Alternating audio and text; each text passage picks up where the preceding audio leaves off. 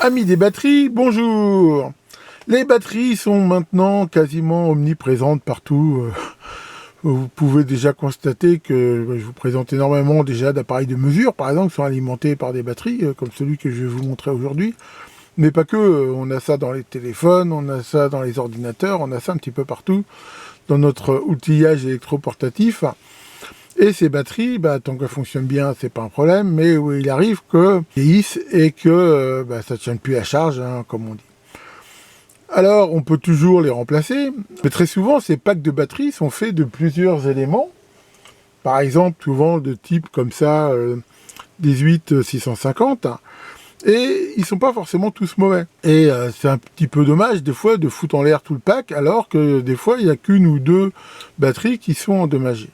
Ça peut être très intéressant de les tester, et indépendamment même de ça, ça peut être aussi intéressant à tout moment d'avoir une idée vraiment de la qualité d'une pile ou d'une batterie ou même de n'importe quelle source de tension.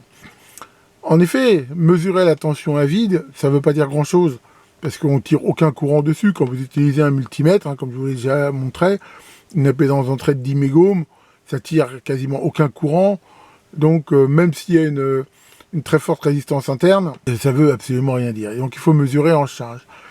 La résistance interne, c'est un des paramètres qui va justement donner une bonne idée de la capacité de la batterie à tenir la charge. Je vous renvoie sur ma vidéo que j'ai faite sur cette notion de résistance interne, mais on peut la voir comme une résistance qui serait en série avec la source de tension.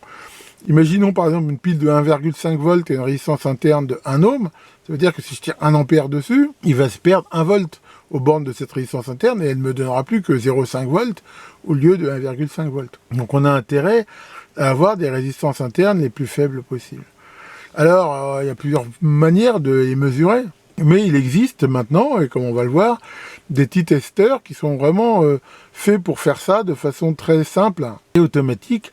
Et aujourd'hui, donc, j'ai l'occasion de vous montrer le PBRN-1, ça rigole pas, qui est un de ces petits testeurs là, que je viens de recevoir. Alors, bizarrement, il n'y a pas vraiment de marque. Je pense que c'est un truc qui doit être vendu par plusieurs marques, peut-être brandées, mais enfin bon, on s'en fout un petit peu, l'important c'est qu'il fonctionne. Alors voilà ce que j'ai reçu, on va le découvrir ensemble. Donc il y a à l'intérieur, on voit que c'est très bien emballé par ce système de mousse là. Voilà, on a l'appareil en lui-même qu'on va pouvoir voir, une notice en anglais, et ici donc les câbles de mesure qui sont, et c'est très important, ce qu'on appelle des câbles Kelvin, je vous en ai déjà parlé aussi souvent, qui permettent dans la mesure de ne pas prendre en compte la résistance des câbles.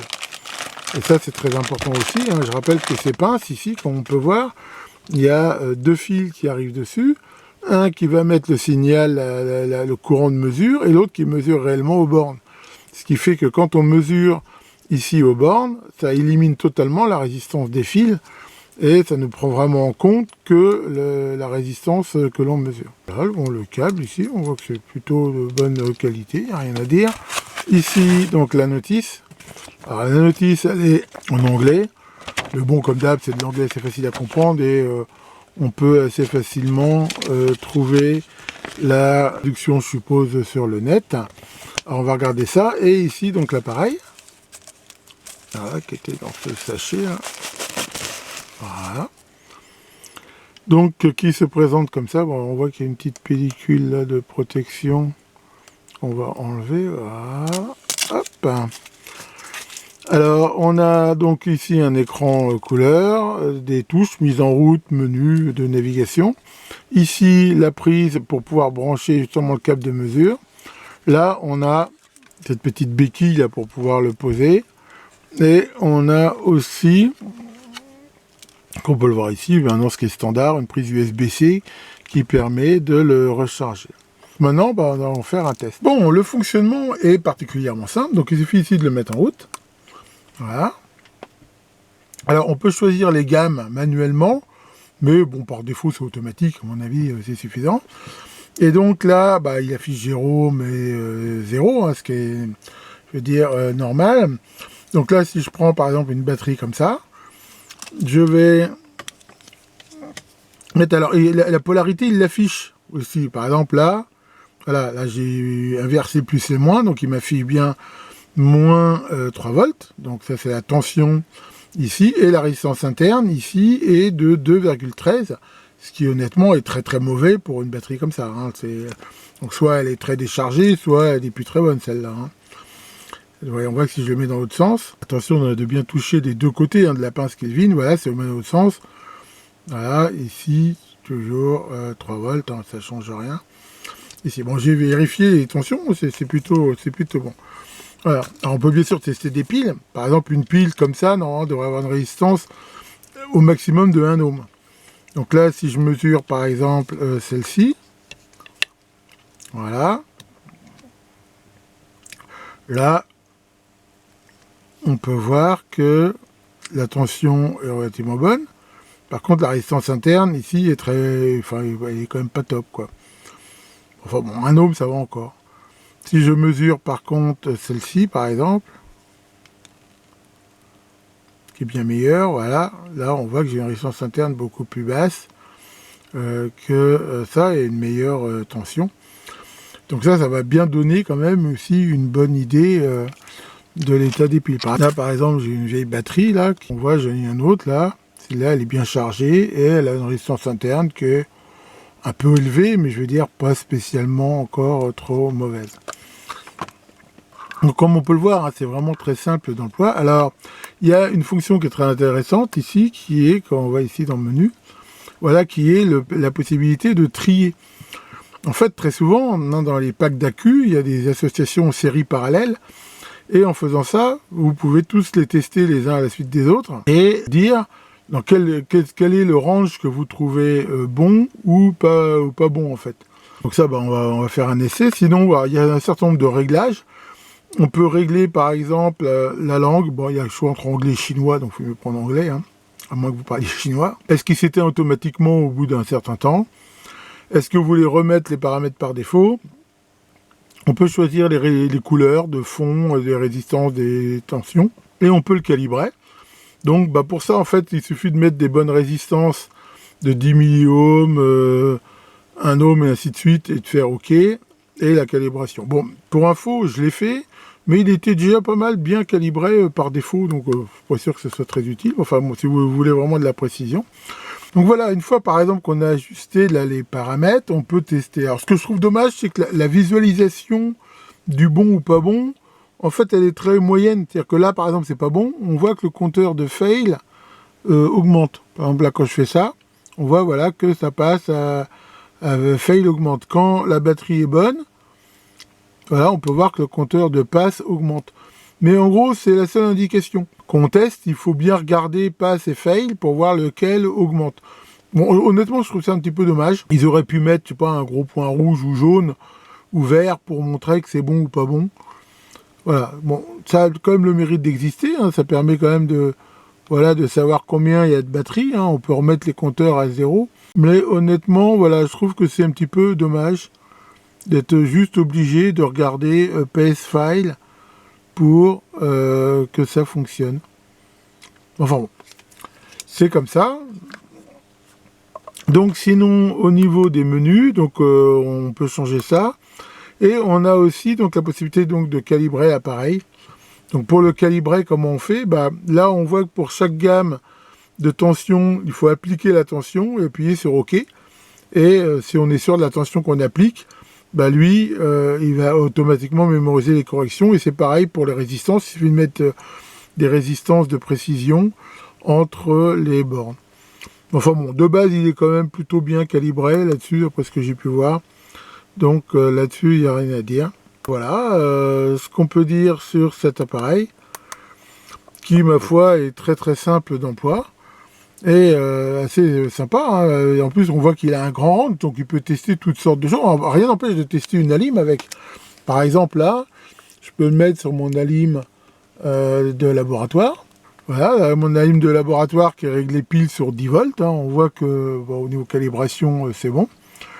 Et on voit que il trouve qu'il y a une résistance de sortie qui est quasiment très faible, hein, ce qui est normal pour une alim de labo. Hein. Ce qui est très important avec les pinces Kelvin, c'est qu'il faut bien sûr que le contact se fasse bien des deux côtés ici des pinces, vu qu'il y a un côté qui injecte le signal de mesure et de l'autre côté qui le mesure.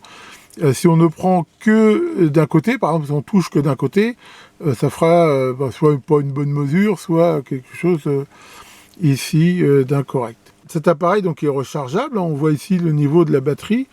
Alors par contre, on peut pas, on voit qu'il n'y a rien qui est prévu pour l'ouvrir facilement, pour changer sa batterie interne. A priori, il n'y a aucune vis apparente, donc ça doit être plus ou moins clipsé. Alors ça, c'est aussi quand même un petit peu un mauvais point, dans la mesure où le jour où la batterie interne sera morte, il faudra sans doute forcer un petit peu pour la changer si on veut le faire.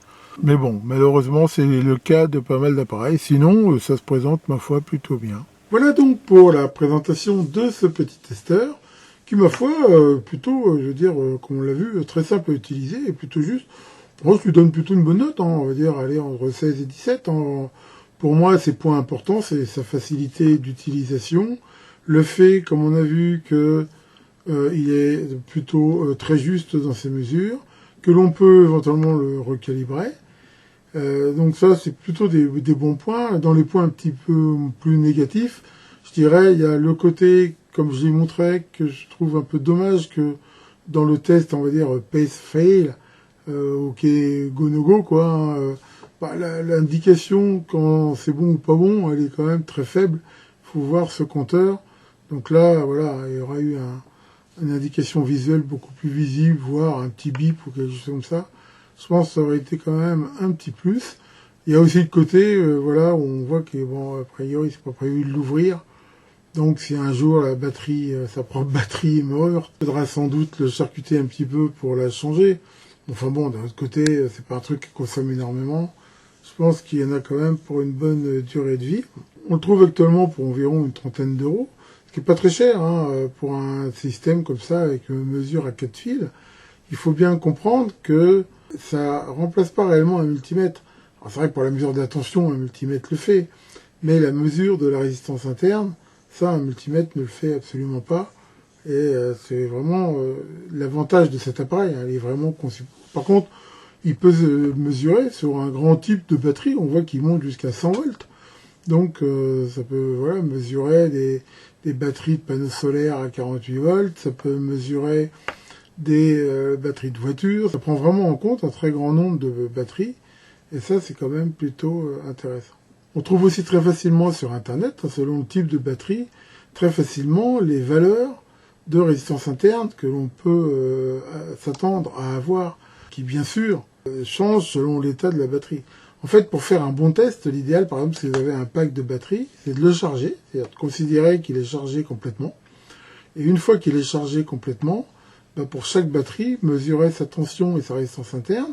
En théorie, si tout se passe bien, elles devraient toutes à peu près avoir une bonne tension, une tension égale au maximum de ce qu'elles peuvent avoir en fin de charge, et de résistance interne faible. Si vous détectez une ou plusieurs batteries qui ont surtout des résistances internes beaucoup plus fortes, souvent c'est que c'est eux les maillons faibles, on va dire, et qu'il convient de les changer.